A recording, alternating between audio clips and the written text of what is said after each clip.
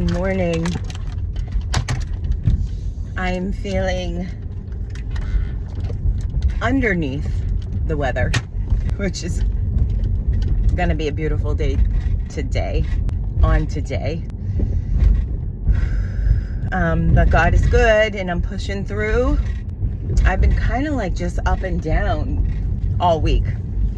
And I'm always like, all right, is it allergies? Am I sick? What is actually happening? I guess 'tis the season. It's probably, I don't know, maybe it's it doesn't matter. It doesn't matter. Well, it does, but it doesn't, because God is good. It all matters.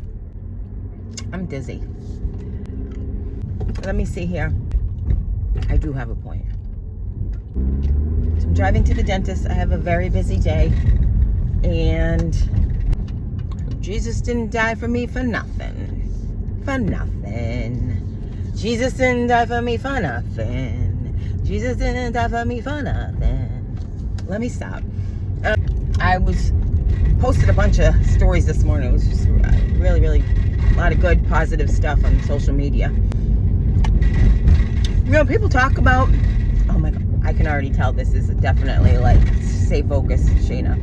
So anyways, I came across Kirk Franklin. I think I reposted that as a story. And him just talking about like mental health. I don't know if it's like, sometimes they'll do like mental health awareness or if he just felt it on his heart. But Kirk Franklin was talking about mental health and just his own struggles and stuff like that. And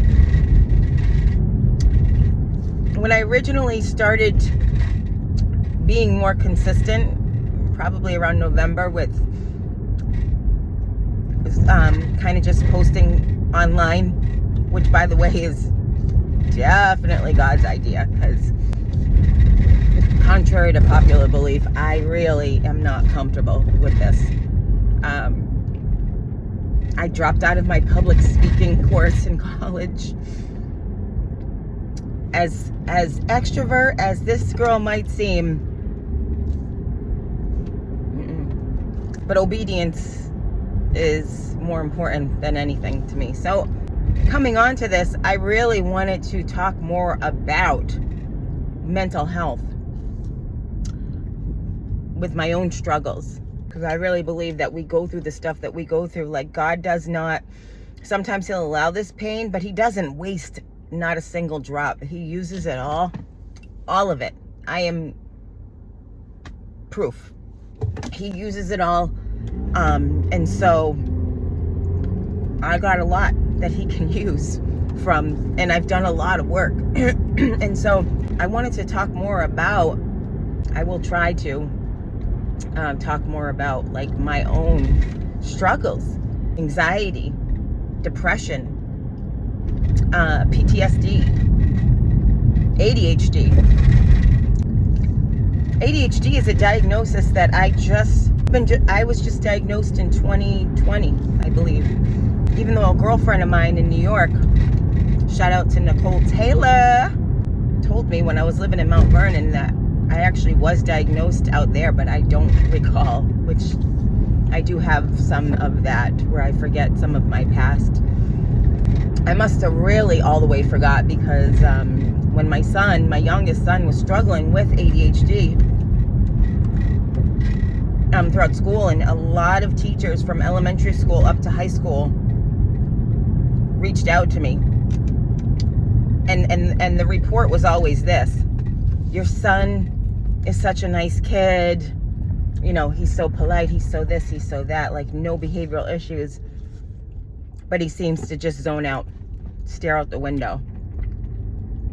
And I was very what's the word? I just was like not willing to hear any type of diagnosis like ADD, ADHD. I was not willing to hear it because I was on the other side. That's why it's interesting that I was told that I was diagnosed like way before this. But I was convinced that this was a new diagnosis and that this was like the lazy way out. I was. Please don't judge me. I'm just trying to be honest and vulnerable, and so I didn't want to hear it. Don't talk to me about medication for my son. Like, so if I wasn't willing to hear that, what was I willing to hear? I'm not sure, but I wasn't willing to hear that. Maybe I just thought he wasn't trying enough. Since I educated myself, since I was diagnosed, I did a lot of education and research, and that is definitely a common misconception. People who have ADD or ADHD, I don't know, did they stop calling it one? I think they stopped calling it ADD. I don't know. A lot of people think, well, that person's lazy. And so I definitely had to go back and apologize to my son, and because it's all fun and games till it happens to you, right? And then I'm like, of course I have that. Like, what the heck? And then the more you educate yourself, you're like, this is me to a T. And I am on medication for it. And I'm grateful for medication. I'm grateful for people who have those brains that came up with medications to address those symptoms. I am a pretty big proponent of, if you're going to be on, I'm not against medication, but if you're going to be on medication, I believe, and I started educating myself when I was in nursing school, because I come from a family that was against medication. Everything was, you don't need to be on medication, you take it to the Lord. And that's that. And so that's a lot of things that we pick up is because our family told us this is the way it is. And so we don't know why we believe this, we just believe it. And so when I started to educate myself in nursing school, I began to have my own thoughts on the matter. You gotta learn for yourself. So what I believe is that what the medication does, so that your symptoms are put at bay, they're up here, you can bring them down to here so that you can seek some professional help with a therapist and work through some of these issues without the distractions of your neurological system not allowing you to, kind of helping you with that fight or flight, so that can be calmed down and your parasympathetic system can kick in and you can focus on the work that you need to do. A huge proponent for that, because that is the point, right? We don't want to just slap band-aids on everything and then not do the work. I mean, I guess you could, but wouldn't it be so much better to, I posted Proverbs 4:7, like, seek wisdom, but also like get an understanding, you know?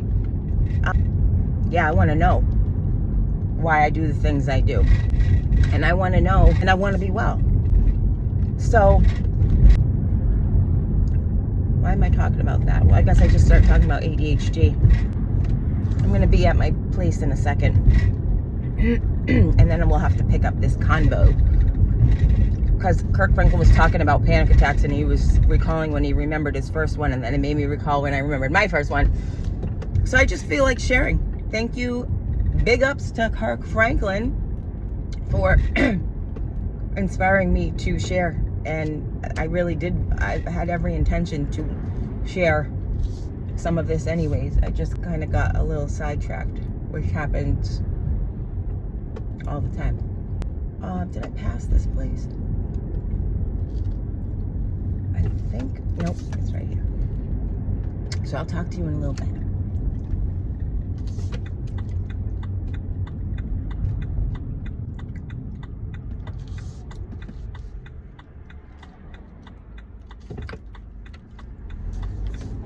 I'll talk to you in a little bit. Okay, bye. Okay. I just left the dentist. I didn't get the implant. They had to do something else, take more impressions. So, whatever. It's all good. They play the best music though in that place. 80s. They had it on like Foreigner. Oh my God, I respect. They had it on like Foreigner station on Pandora. Love Foreigner. I really was like I like put it on a song that was playing on my way out, but I'm like, all right, I'm gonna end up like not finishing and coming back to this. So anywho, so yeah, me think about when Kirk Franklin was talking about, he was remembering when he didn't know what a panic attack was, and when he first had one, he remembered exactly where he was. And it's kind of like the same thing with me. I guess if somebody had their first panic attack, do they really know? Can they really speak to anything about, and just in general, how much can you really speak to something that you have not personally been through? Your lens is completely outside of, I don't know how to word it, but if you haven't been through something, then your lens is not 2020, right? Because you're just a bystander. You haven't felt the emotions. You haven't done the thing. You haven't been the thing. So, yeah, my first panic attack was, and it's like, you just don't forget. It's like giving birth to a baby, but not, because giving birth to babies is a beautiful experience, as painful as it is. I was my third semester in nursing school, and I did not know what was going on. I actually, they talk about it when you're being educated in school about a panic attack, and they describe it as an impending doom. And that's exactly what it feels like. I couldn't have said it or worded it any better. You feel like you are literally going to die, and it feels like an impending doom, and it's the worst feeling ever.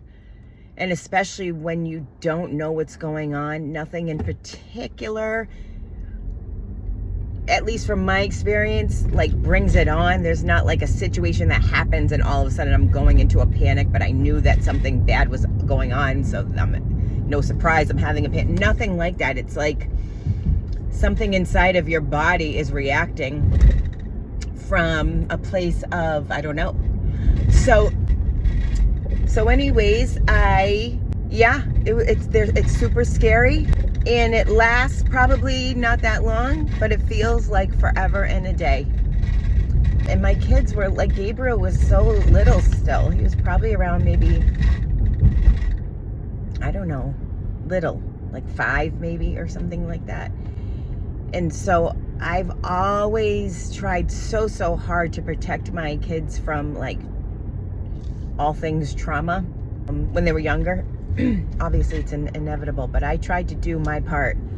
And so I didn't want him to be scared when this was happening to me, especially. And so I remember like going to the doctors, and I was having a hard time passing my NCLEX exam, which is the exam that you take, the state exam that you take when you graduate nursing school. And I had, and even during school, such bad test anxiety. I had a specific seat that I always had to sit in. I sat in the back right with like 3 pencils in case one broke, and like I had the noise headphones to block any noise, and just all the thing, water. I had to be really like over prepared, because in my mind that helped to ease any sort of anxiety that I already had as it was, just with the test anxiety. So when it came time for my NCLEX, there was one, I failed it twice, and one of the times that I failed it, I think I like blacked out. Like I just was staring at the screen. I can't remember how long the test was, but the person that sits in the room behind like a glass thing like tapped on my shoulder, because I was just like, whew. So I had to go to the doctor and discuss like, what am I going to do to help me with this anxiety? And he talked about medication with me, and I was really having a hard time with it. And he was educating me as far as like a lot of his medical students had to take this, take this medication, even if it means having it on them, which is a thing, to make them feel like, okay, I have this just in case. and these people have had, you know, high success rates. So I finally said yes, and I remember being on the phone with one of my girlfriends upstairs in my bedroom. I don't know if I was having anxiety or a panic attack, or I was feeling something coming, or if I was just trying it just to see how I would react. I don't remember like the circumstance. I don't think I could have been having a panic attack, because I wouldn't have been able to like talk normal, I don't think. But I was on the phone with her. She's a nurse too. And I was like, okay, I think I was doing like a 3, 2, 1 countdown. Like, here I go. And when I took it, no, I must not have been having a panic attack, because when I took it, I'm laughing. It was not funny at the time. I went into like a full-blown panic attack because I took it. And I think that I was home with Gabriel alone. And I remember that I didn't want him to know what was going on. And I remember him sitting at the kitchen table. Oh, my little baby. He was so little. And I was trying to like prevent it from happening, or like hide it. And so I was doing like jumping jacks, trying to act like I was just like exercising and whatever, like trying to like shake it out of my body. And then I went to the bathroom, and I tried to, it's kind of graphic, but like I think I tried to stick like a toothbrush down my throat to like throw the medication up. Brittany and Jordan weren't there. And I was so scared. And I was living in Holden, and I called Melissa. Melissa, if you hear this, gosh, you know what a real friend is? A real friend is somebody that may not be there on a day-to-day basis, but if they're there when you really need them, and you know you can count on them when you really need them, keep those people. Like don't ever get that twisted. Those are your real friends. And Melissa, you are a real one, and I'll never not say that. When Craig died, you never left my side for 1 second. And Maddie was little, and I could cry because you never left my side, and I'll always be so eternally grateful for that. Anyways, I called you. You were living in Worcester. I'm saying it like you're going to listen to this. Maybe you will, maybe you won't. I called you. You were living in Worcester, and again, you got 3 kids, all this stuff. You stayed on the phone with me, and you drove over to me. I could bawl my eyes out right now. And you drove over to me, and I was sitting on the porch. I think I told Gabriel I needed to get some fresh air. And you just kept saying to me, you're okay. You're okay. Just keep saying, or breathing, or whatever you were saying to me. You're not even a nurse. Not that you have to be. You just know how to be a friend. And so I really thank you for that. I gotta go in this next place. I'll be back again. Hopefully I remember where I left off. Okay, hi again. Yeah, so Melissa, thank you. You are a real one. Yeah, it's all about just like, for me, like the education. I want to know why. Where is it coming from? Where's the root of this? And even though I just said a couple minutes ago that it's not necessarily something situational, like in the moment, and it might not seem like it is, right? But I still think that that it could be like a, you know how deja vu, which I learned was it's like your brain has sort of like a pause in your brain, and that's why you feel like a skip almost in your brain, and that's why you feel like you've been that place before. So I kind of feel like that's how it is with these panic attacks.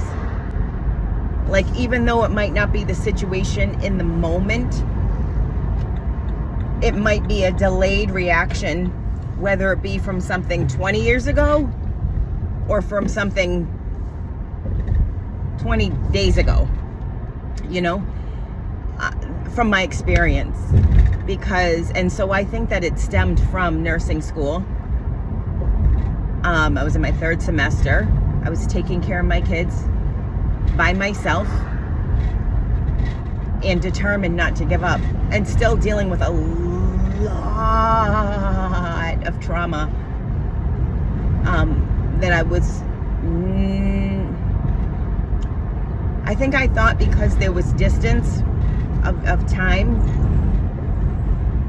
coming out of my marriage with the boy's dad, but that's around the time that Holy Spirit showed me. I remember when he told me, time does not heal all wounds. And it was crazy because it was also in my 3rd semester in nursing school. I'm going all over the place, but it's okay. It's okay. It's fine. This video is going to be like an hour. It was also in my 3rd semester in nursing school that I decided, after being single by choice, and when I say single, I mean I was not dating at all, but I had made a decision. I mean, obviously, I'm a human being, so not everything I do. I mean, I like to make informed decisions, if at all possible, right? So I had made a decision not to date, and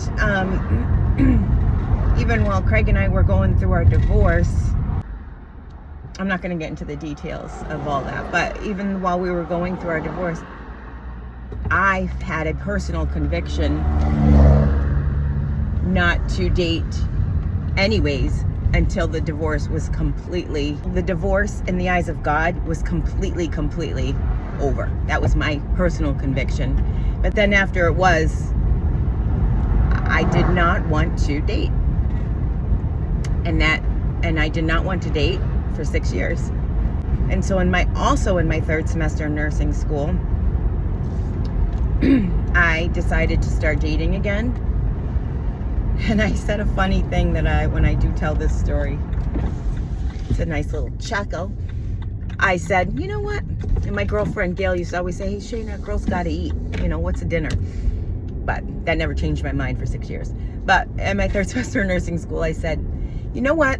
The next guy that loves Jesus and has teeth, I'm just gonna say yes. I'm just gonna say yes. And I didn't really have, I'm not even gonna say much of a social life. I didn't have any social life. I went to work, and I went to church, and I went home. So much to the point where my kids were like, don't you have a friend's house to go to? Not even like a girl, like even my girlfriend, like, don't you have somebody to go hang out with? But anyways, yeah. So, whatchamacallit? So then I figured out that was, okay, so that's, I think, what brought that on, this nursing school and all that stuff. And then there was a four-year period of time from 2012 to 2016 where there was about a year or so that I can remember where the anxiety attacks, the panic attacks started again, very, very clear when you're outside of a situation. I know why too. I definitely know why. And so that was short-lived, because as soon as I was not in that situation anymore, it was like gone. My panic attacks were gone. And so also during that time, I think it was around 2000, maybe 15, I never had really been somebody that could relate to somebody who struggled with depression, because that's just something that I'd never struggled with. Pretty much my whole life, I've always had generalized anxiety, but I've never really struggled. I did not know what it felt like. And so around 2015-ish, I started experiencing some symptoms, and they were unfamiliar, and I did not know what was going on. You know, I didn't want to get out. It almost felt like an oppression, like something heavy on me, where I didn't want to get out of bed. And I was confused. It was an unfamiliar feeling. So again, kind of like the panic attacks, I didn't know what was going on. And so I found out that I was experiencing symptoms of depression. And again, outside the situation, looking in, I have no questions as to why. And so since then, you know, so now with the education and the things that I know today, I'm able to sort of decipher, because then we're human beings too, right? So sometimes we gotta like try to stay balanced and everything, because just because you're feeling sad, really sad more than usual one day,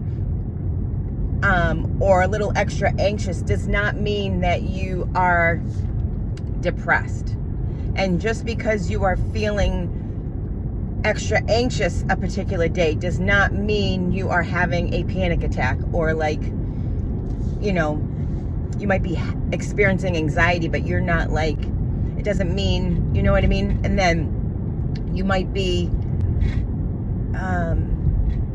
really, really happy one day, but it doesn't mean you're manic. You know what I mean? So again, just kind of like the Bible talks about, like, without knowledge, you know, his people perish. So it's really important to get educated if you are thinking that something's not right, or if you have family members, because let's face it, in the way that today is set up, if you aren't experiencing this at some level, you definitely know somebody who is.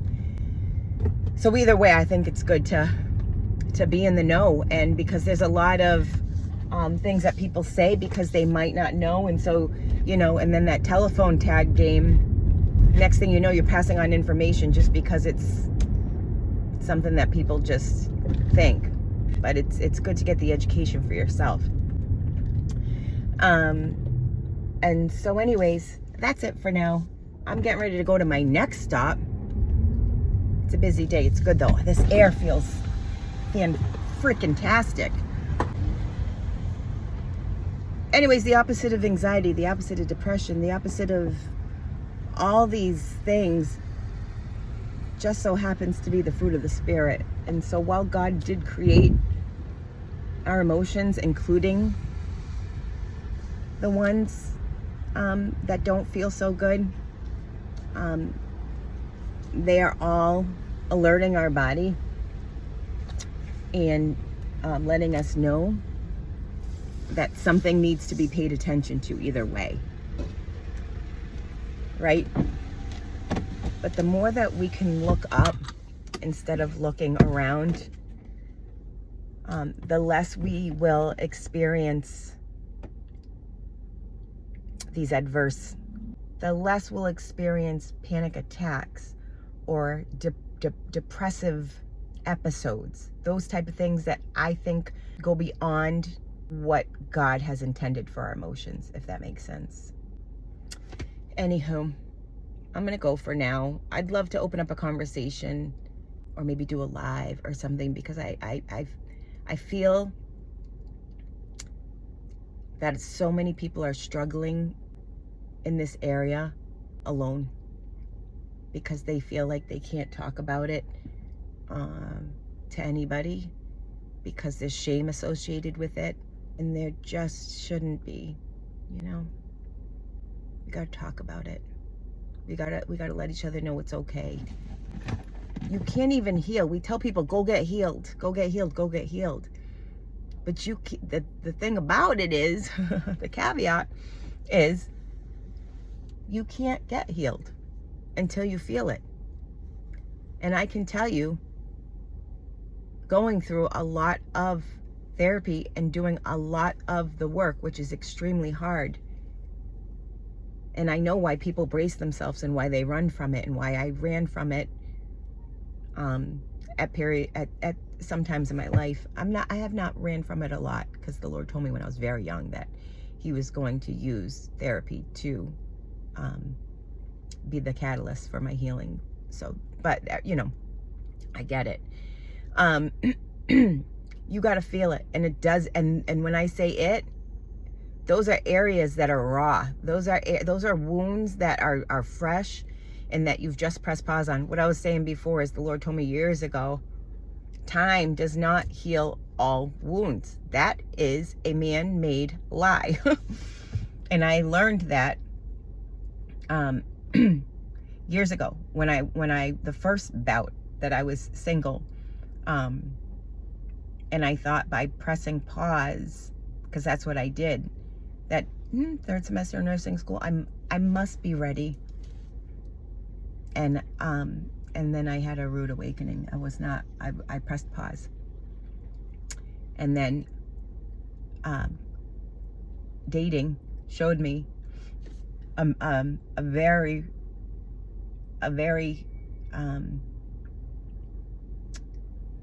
I don't know what the word is.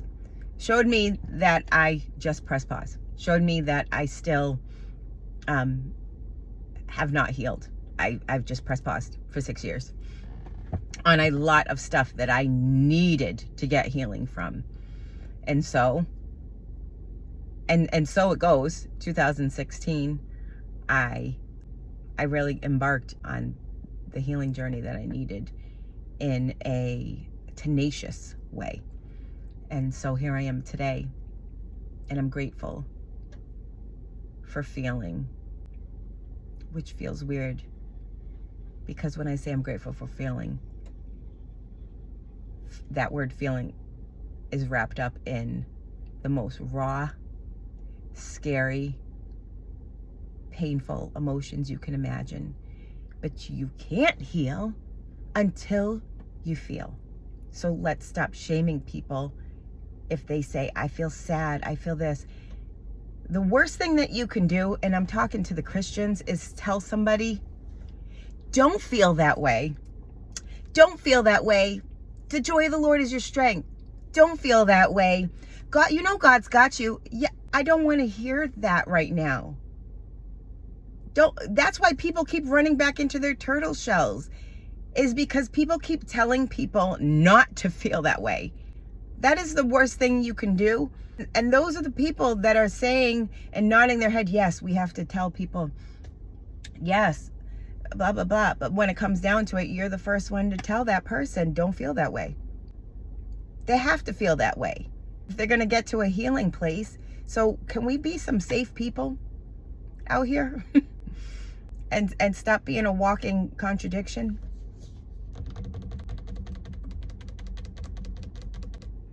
Yeah. I gotta go in the grocery store. I don't want to go. Anyways, I hope I feel better by tomorrow morning.